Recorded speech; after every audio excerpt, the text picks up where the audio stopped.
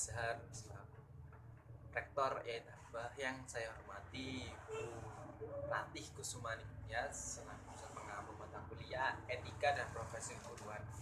Yang saya hormati seluruh teman-teman mahasiswa semester 4 PAIA. Alhamdulillah kita masih diberikan kesehatan, kita masih diberikan umur, dan yang pasti ridho dari Allah, sehingga pada kesempatan kali ini saya bisa menyampaikan materi atau makalah yang saya buat, karena makalahnya sudah jadi saya menyampaikan makalah yang saya buat. Selawat serta salam semoga tetap terhaturkan kepada junjungan kita Nabi Muhammad SAW. Oke, pada pertemuan kali ini saya ingin menyampaikan materi saya yang berjudul 4 kompetensi dasar guru. Oke, apa sih 4 kompetensi dasar itu, kemudian dari 4 tersebut itu apa saja. Saya akan saya mulai dengan pengertian daripada kompetensi dasar guru itu. Oke, mungkin saya tidak akan menjelaskan panjang lebar karena mungkin sudah familiar teman-teman mendengar kata ini. Oke, kompetensi itu pasti berawal dari bahasa Inggris kompeten, juga bisa diartikan sebagai skill, knowledge, bisa kalau diartikan menjadi kemampuan, keterampilan. Kemudian guru adalah seorang pendidik yang mengajar di sekolah formal, di sekolah dasar atau di sekolah menengah dan lain-lain. Kemudian di sini mengenai kompetensi guru, saya mengambil pendapat dari Brook dan Stone, bahwasanya kompetensi guru adalah descriptive of quality, nature of the behavior appear to be only meaningful, yang artinya adalah bahwa kompetensi guru merupakan gambaran kualitatif tentang hakikat suatu perilaku guru yang penuh arti. Kemudian saya juga mengambil pendapat dari Sarimaya, bahwasanya kompetensi guru itu adalah seperangkat pengetahuan, keterampilan, dan perilaku yang harus dimiliki, dan dikuasai dan diwujudkan oleh guru dalam melaksanakan tugas keprofesionalnya. Jadi seorang guru mengenai kompetensi itu harus dimilikinya, karena kompetensi guru itu adalah hal yang nantinya seberapa profesional atau seberapa mampu seorang guru itu mengajar. Kemudian dari dua tadi saya bisa menyimpulkan bahwasanya kompetensi guru itu adalah kemampuan yang harus dimiliki oleh seorang guru, baik dalam ranah pengetahuan, keterampilan maupun perilaku yang dimiliki, dan tugas utamanya itu adalah untuk mendidik, mengajar, membimbing, dan mengarahkan, melatih, sekaligus yang terakhir adalah mengevaluasi kesaktinya. Oke, tadi kompetensi guru. Kemudian poin B, kan ada 4 kompetensi dasar yang harus dimiliki. Apa saja itu? Ada 1 kompetensi pedagogi, 2 kompetensi individual atau personal, yang ketiga ada kompetensi sosial, dan yang terakhir adalah kompetensi profesional. Oke, saya akan menjelaskan satu persatu dari 4 kompetensi dasar ini. Yang pertama adalah kompetensi pedagogik. Apa sih itu kompetensi pedagogik? Di sini bahwasanya kompetensi pedagogik merupakan kemampuan yang berkaitan dengan pemahaman siswa dalam pengelolaan pembelajaran dan dialogis. Kemudian di sini ada kriteria yang harus dimiliki oleh guru, meliputi apa saja. Di sini ada saya tulis yang saya ambil dari sumbernya. Itu yang pertama, guru itu harus mempunyai pemahaman, wawasan, dan landasan kependidikan, yaitu kemampuan untuk mengolah pembelajarannya dalam kelas. Jadi guru harus mampu mengolah pembelajaran dalam kelas. Kemudian yang B itu pemahaman terhadap siswa. Jadi guru juga harus mampu memahami siswanya, tingkat kecerdasan siswanya, kemudian keadaan, kreativitas, kemudian perkembangan kognitifnya. Jadi guru nanti kalau sudah mengetahui, guru juga akan bisa menyesuaikan apa yang akan disampaikan di kelas. Kemudian yang C, perencanaan pembelajaran. Sebelum guru menyampaikan materi dalam kelas, guru juga harus bisa merancang apa saja yang akan disampaikan, biar nanti ketika di dalam kelas bisa tersusun dengan baik, bisa tersampaikan dengan baik tujuan daripada apa yang disampaikan. Kemudian selanjutnya pelaksana pembelajaran mendidik dan dialogis tadi. Jadi ketika guru menyampaikan materinya atau main dalam kelas, itu harus mendidik sebagai contoh yang baik. Kemudian dialogis berarti ada dialog antara pendidik dengan yang dididik, dan itu pasti kalau ada sifat dialogis pasti nanti akan feedback yang baik atau yang bagus yang didapat oleh pendidik tersebut. Kemudian guru pun juga harus bisa memanfaatkan teknologi dengan baik, karena seiring berjalannya waktu pasti teknologi juga akan semakin berkembang. Maka dari itu seorang guru itu pun juga harus bisa mengimbanginya, dan yang pasti harus bisa memanfaatkannya dengan baik. Kemudian yang terakhir adalah evaluasi hasil belajar. Jadi setelah mengajar tadi kan merencanakan, kemudian mengolah kelas, dan nanti ada evaluasi untuk apa? Ya pasti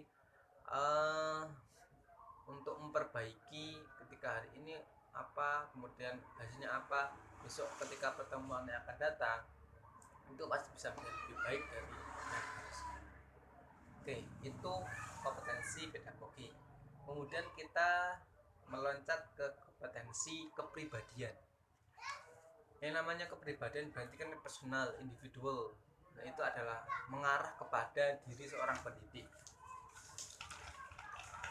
Jadi kompetensi kepribadian, kalau menurut Supriya Hadiningrum, kompetensi kepribadian merupakan kemampuan personal yang mencerminkan kepribadian yang mantap dan stabil. Kepribadian itu kembali kepada pendidiknya. Dan di sini poin-poin penting dalam kompetensi kepribadian diantaranya poin pertama yaitu memiliki kepribadian mantap dan stabil. Jadi seorang guru harus bisa bertindak secara stabil, mengerti norma-norma agama dan sosial di daerahnya, kemudian memiliki kepribadian yang dewasa. Jadi ketika ada permasalahan, ketika menyikapi sesuatu, seorang guru harus bisa menyikapi secara dewasa. Kalau ada masalah, contoh kalau anak didiknya nakal dalam kelas, jadi tidak langsung marah, tapi bagaimana menyikapi secara dewasa, bijak. Nah ini yang C, memiliki kepribadian yang arif, yaitu bijaksana. Ketika anak didiknya sedang proses atau keadaannya capek atau melas atau gimana, itu bagaimana seorang pendidik itu bersikap bijaksana atau diberikan speaking biar tidak terlalu fokus dengan materi terus, harus mengetahui keadaannya. Kalau mengetahui nanti akan bisa bertindak secara arif, secara bijaksana. Kemudian kalau bisa seorang pendidik itu harus berwibawa, mempunyai karisma yang baik kepada anak didiknya. Agar apa? Nanti kalau seorang pendidik mempunyai sebuah karisma, nanti apa yang akan dikatakan seorang pendidik, pasti anak didiknya akan mengikuti atau nurut apa yang dia katakan, apa yang disampaikan, seperti itu. Kemudian juga pasti punya akhlak mulia dari awal, karena dari kepribadian mana apa yang dilakukan, apa yang disampaikan itu nanti akan sebagai percontohan buat anak didiknya. Nah, itu tadi. Kemudian kita lanjut ke nomor 3, yaitu kompetensi sosial. Yang namanya sosial berarti itu adalah nanti terjun adalah masyarakat, bagaimana seorang pendidik itu berhubungan dengan masyarakat, bagaimana bergaul dan lain-lain. Ini kemampuan sosial berkaitan dengan pendidik sebagai bagian dari masyarakat untuk berkomunikasi dan bergaul secara efektif dengan siswa. Jadi ketika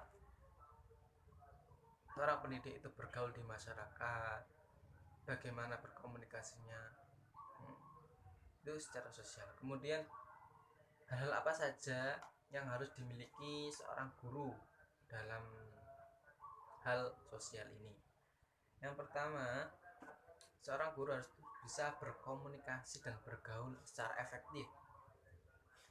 Jadi bergaulnya di sini ada kriterianya lagi mengenai tentang harus atau memiliki pengetahuan tentang adat dan istiadat sosial agama, memiliki pengetahuan budaya dan tradisi, demokrasi, estetika dan lain-lain. Kemudian poin B-nya, memanajemen hubungan antara sekolah dan masyarakat. Jadi ketika menyampaikan di kelas, paling tidak seorang guru harus bisa menghubungkan antara apa yang disampaikan di kelas dengan yang terjadi di masyarakat. Karena apa? Nanti seorang siswa atau peserta didik, outputnya nanti adalah akan terjun ke masyarakat. Jadi harus bisa menghubungkan apa yang disampaikan dengan yang terjadi di masyarakat. Kemudian ikut aktif di masyarakat. Jadi seorang guru tidak hanya di sekolahan saja aktifnya, tapi juga harus aktif di masyarakat, ikut organisasi. Karena apa? Seorang guru itu juga sebagai agen of change, agen perubahan, yang mana nanti jika ada problematika sosial itu terdepan daripada itu adalah juga termasuk seorang guru. Oke, itu tadi yang kompetensi sosial. Kemudian kita lanjut ke yang terakhir, kompetensi yang terakhir yaitu kompetensi profesional. Kita lihat dari awal, apa itu kompetensi profesional? Itu kan dari bahasa Inggris itu berawal dari kata profession atau pekerjaan, kemudian menjadi kata benda, dan profesional adalah orang yang melaksanakan sebuah profesi. Jadi bisa dikatakan kompetensi profesional guru dapat diartikan sebagai kemampuan dan kewenangan guru dalam menjalankan profesi keguruan. Jadi yang namanya profesional berarti seseorang itu mampu dalam hal mengajar, mendidik dan lain-lain, karena itu adalah lingkup pendidikan dari seorang guru. Jadi mampu menjadi seorang guru. Di sini ada dua pendapat dari Mulyasa dan juga saya mengambil dari jurnal Karya Hanifudin. Yang dari Mulyasa itu kompetensi secara profesional adalah mampu mengembangkan tanggung jawab, peran peran dan fungsinya dengan baik, bekerja untuk mewujudkan tujuan pendidikan sekolah, dan mampu melaksanakan peran dan fungsi dalam pembelajaran di kelas. Kalau dari Hanifuddin itu fungsinya adalah mengerti dan menerapkan teori sesuai taraf perkembangan siswa, metode pembelajaran yang bervariasi, mampu mengorganisasi dan melaksanakan program pembelajaran, dan mampu melaksanakan evaluasi hasil belajar siswa. Jadi di sini saya simpulkan dari beberapa pendapat dan pengertian tadi bahwasanya kompetensi profesional adalah kemampuan dalam bidang profesinya, yaitu profesi profesional dalam bidang keguruan, seperti halnya mampu menerapkan metode dengan baik dalam proses pembelajaran dan mampu melaksanakan evaluasi setelah proses pembelajaran. Itu tadi sedikit penjelasan dari saya, mulai dari apa sih itu pengertian kompetensi guru, kemudian hingga 4 kompetensi itu. Jadi ada kompetensi pedagogik, individual atau personal, kemudian kompetensi sosial, dan terakhir adalah kompetensi profesional. Itu saja, karena seorang guru yang basic soal profesi harus menguasai semuanya agar nanti dalam kelas bisa berjalan dengan baik dan tercapainya tujuan pendidikan. Mungkin itu saja yang dapat saya sampaikan, karena apabila dapat kekurangan, kesalahan, salah pengucapan, saya mohon maaf yang sebesar-besarnya, karena sudah lama tidak bicara secara formal seperti ini dalam kelas. Jadi apabila ada kekurangan, mohon maaf. Oke, terima kasih. Kurang lebihnya saya maaf sampai belakang. Wallahul muwaffiq ila aqwamit thoriq. Wassalamualaikum warahmatullahi wabarakatuh.